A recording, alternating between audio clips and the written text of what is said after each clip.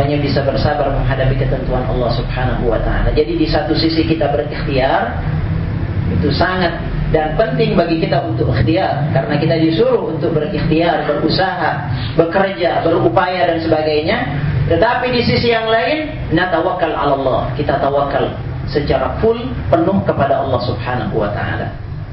Ya, kita tawakal secara bulat kepada Allah, kita pasrah kepada Allah Subhanahu wa ta'ala.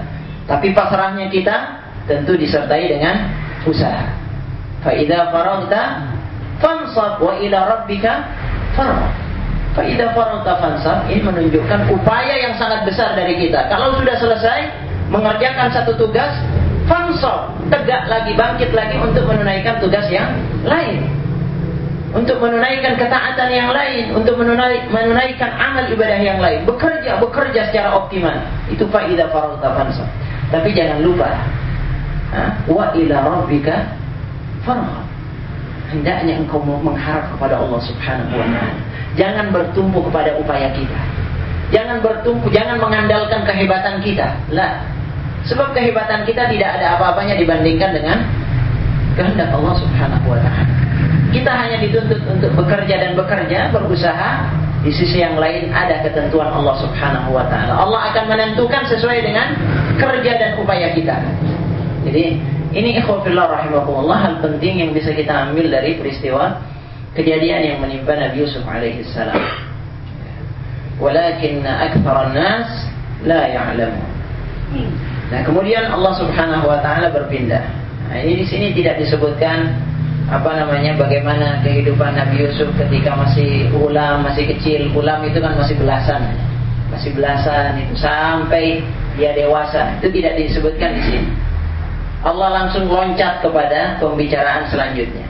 Dan ini memang Al-Quran bukan buku cerita, bukan cerpen, bukan novel, bukan buku sejarah dan sebagainya. Tapi ini buku ibrah, pelajaran yang penuh dengan hikmah. Karena itu kita lihat bagaimana cara Allah menceritakan tentang Nabi Yusuf alaihissalam. Disebutkan di sini walamma balagha ashuddah, ketika Nabi Yusuf mencapai puncak kekuatannya, kematangannya. Ini matang, masa di mana dia mencapai kematangannya. Ashuddah,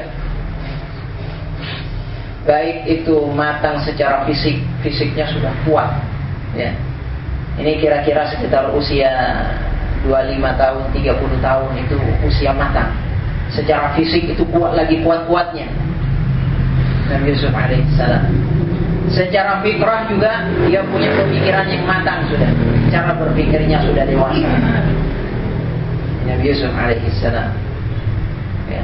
Dan kepribadiannya juga matang.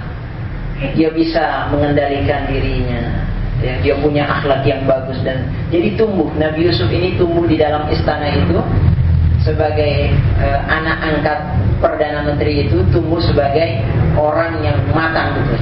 Disebutkan di sini walamma balagha ashudda, ketika dia sudah matang semacam itu, atainahu hukman wa ilma, kami berikan kepada Nabi Yusuf alaihi salam hukman. Ini hukmah ini maknanya adalah hikmah. Hikmah itu melakukan sesuatu secara tepat, pada timing yang tepat. Itu hikmah, ya. Pada kondisi yang tepat. Ini hikmah. Jadi apa yang dia ucapkan, apa yang dia perbuat itu pas. Ini hikmah. Wad'u syai'in fi mahalli, meletakkan sesuatu pada tempatnya, tepat pada tempatnya. Itu yang namanya hikmah. Yang disebutkan oleh Allah Ta'ala, atainahu hukman. Dia betul-betul dijaga oleh Allah Subhanahu wa ta'ala. Tutur katanya yang keluar dari lisannya, tutur kata yang pas, tepat, tidak menyimpang. Apa yang dia perbuat juga perbuatan yang diridhai oleh Allah Subhanahu wa ta'ala. Tidak ada itu setan yang bisa mengganggu dia. Ketika ada bisikan-bisikan, ada goda-godaan, dia tetap berada di atas relnya. Nanti kita akan lihat bagaimana dia mendapatkan godaan yang sangat berat. Tapi Allah sudah memberikan hukman kepada dia, hikmah yang luar biasa, yang disebutkan oleh Allah Subhanahu wa ta'ala, atainahu hukman wa ilma, dan dia diberikan ilmu pengetahuan. Tentu tidak sembarang ilmu yang diberikan, apalagi kepada seorang nabi. Ilmu yang istimewa, ilmu yang spesial, yang khusus yang diberikan kepada Nabi Yusuf alaihissalam, termasuk diantaranya ilmu dalam mentakwil mimpi dan sebagainya. Ini tidak sembarang orang, ini hanya orang-orang istimewa yang diajarkan oleh Allah Subhanahu wa taala. Jadi disebutkan di sini walamma balagha ashuddah atainahu hukman wa ilma wa kadzalika najzil muhsinin. Begitulah Allah memberikan ganjaran kepada orang-orang yang berbuat ihsan. Ihsan, ya. Orang kalau sudah berada pada tahapan atau fase ihsan, itu luar biasa. Ihsan sebagaimana yang disebutkan oleh Rasulullah, an ta'budallaha ka'annaka tarah, fa in lam takun tarahu fa innahu yarak.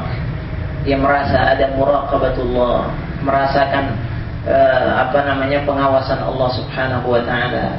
Dia merasa Allah melihat semuanya, dia merasa Allah mengetahui semuanya.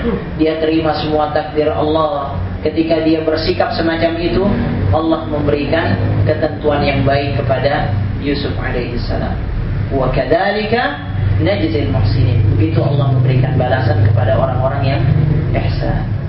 Mudah-mudahan ikhwafillah rahimakumullah, kita diberikan kemampuan oleh Allah Subhanahu wa taala untuk bisa bersikap ihsan, bisa meridai, ya, bersabar menghadapi semua ketentuan Allah Subhanahu wa taala.